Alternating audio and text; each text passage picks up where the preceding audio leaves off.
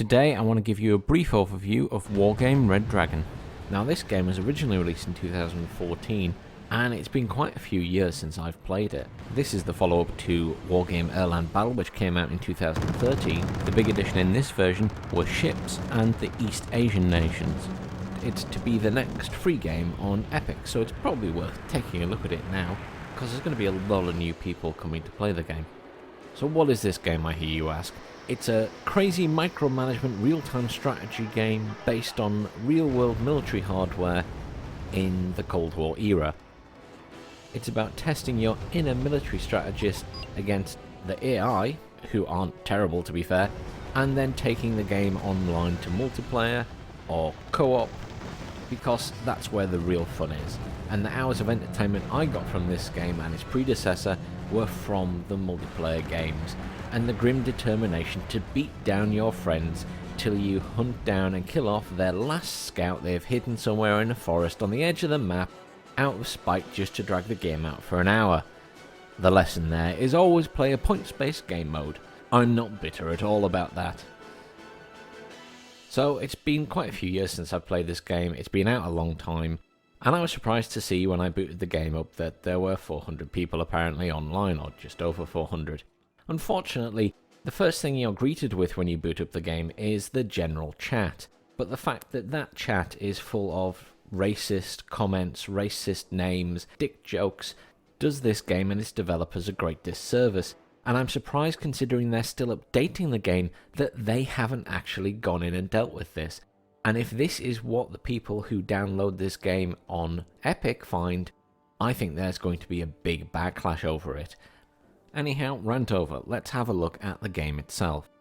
I think the best way to describe Wargame Red Dragon is as a large-scale battle simulator, and it's based on the idea that you build a deck of cards, and each of those cards relates to a unit, and each of them has a number of points that you spend to bring them in. You produce these decks in advance and then have them ready to go when you're playing.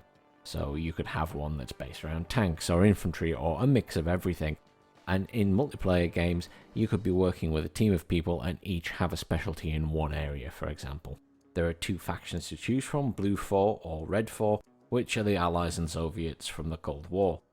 And then they also added in, with Red Dragon, China, Korea, Japan, etc, etc. And there's a couple of other nations which are DLC nations that I don't have.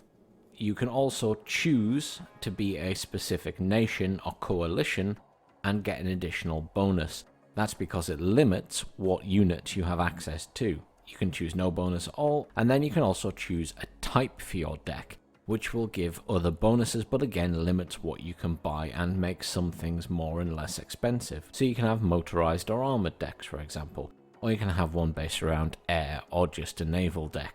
And finally, you can choose your era, before 1985 or before 1980, which again limits the units that you can use and thus gives you more points to spend at the start. Now, I don't remember any of these decks or what's in them. It's been a very long time since I've played. Obviously you can see I've got some test decks there. Heavens knows what I was testing at the time, and some of them are based on nations. So this one, for example, is Eurocop, so it's the French and Germans. So let's stop that there though, and let's have a look at playing an actual game, and I'll show you the initial setup. In the single player menu, you have the option of playing campaigns, and there's some tutorials, and then the skirmish. And skirmish is probably the best place to start today, because I haven't played in ages and I have no idea what I'm doing. Maybe I should have played the tutorial again, to be honest. It's a pretty easy setup, just like most other strategy games. You choose your map, you choose your game mode, there's destruction, which you get points for destroying the enemy units, and if you never reach that target, you have to destroy all of their units. Especially if there's no time limit, which is the one that annoys me. Then there's economy, which is based on how many of the control points you have, and also conquest, which is based on control points, which you choose the conquest points limit, and once you control those areas for long enough, you build up points and you win the game. Those games, again, if you don't set a time limit, can last a very long time. And obviously, you can then choose the starting points that you have to spend, the conquer points or victory points, depending on the game mode, and then the time limit for the game, which you can set no limit, and also the income rate, which dictates how much money you will have to spend per tick of the game. I obviously have no idea what any of my decks are, so I will just pick a random custom deck and hope for the best. it doesn't really matter, just to show the game and how it initially works. So the initial setup phase before you launch the battle allows you to buy units, and one of the things to note is you can use this time to look around the map and see where the enemy is and where there are good points on the map to defend, like between the rivers over the bridges, and which buildings you'll want to fill with infantry. And also you can see here the land and air arrows, and there's also a sea arrow for when you can bring sea into a map with water. If you lose control of that area, you cannot bring in reinforcements, so you have to keep control of it. And a tactic that some people will use is attempting to quickly destroy your command vehicle that is in that section so you can't bring in reinforcements. It's always good to have a spare commander about. Now you always start the game with one commander down and also an FOB. That is used to repair and rearm your vehicles and other units. However, you can delete that and choose not to have one at the start, or if you've got them in your deck, you can put more than one down. And in multiplayer games, often you'll only have one or two between four of you, because otherwise it's a waste of points. There are also units in the game which you can use to reinforce and repair, such as helicopters and also trucks that act as supply. Thinking about the deck itself, you can see along the top you've got logistics, infantry, support, tanks, recon, vehicles of other types, helicopters and air. One of the first things you want to do is put down some more commanders and then think about what other items you're going to need, such as air defense, infantry to fill buildings, etc, etc. Let's skip ahead slightly to the start of the game, and you can see me moving my units forward. You can use different orders down at the bottom right. For example, fast move means that they will use the roads that are available to them to get there as quickly as possible. If you don't do that, they will just drive across the terrain. And once you get to the front lines, it's all about placement. You're trying to place your units in such a way that you will catch out the enemy units, or be able to see and fire at them when they can't see your units. So scouting is a really important part of this game. And you can see on this screen, the enemy have a scout helicopter still in the air, which is spying all of my infantry going into these buildings. But they're also making the mistake of sending tanks straight at me, which I'm destroying with my infantry. I would describe this as a very rock, paper, scissors type strategy game.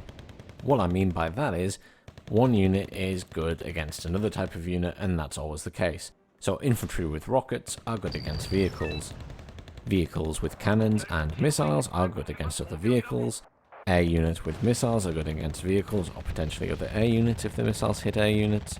And ones with machine guns are good against infantry because machine guns don't really hurt heavy armor. And napalm is really good against infantry, especially infantry in buildings.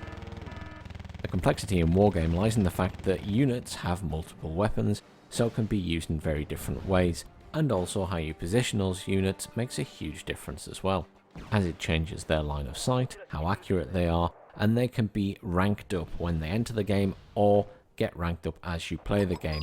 Along with the scale of the game, it's what sets it apart from other similar strategy games. I think a really good term for Wargame Red Dragon is easy to pick up, hard to master. Let's transition quickly into the ship combat. Now I find this a bit more difficult coming back to the game than I seem to remember it being, and I really struggled against the AI here. Ship combat is a little bit different in that ships have very different weapon systems, and you have to get a really good balance of offensive and defensive systems. If I skip ahead here to the actual combat, you'll be able to see what I mean about the defensive capabilities. They have both anti-air / anti-missile turrets, and also anti-missile missiles, which they will launch to incoming fire. Equally, they also come equipped with cannons and other guns, which can be seen in full effect here.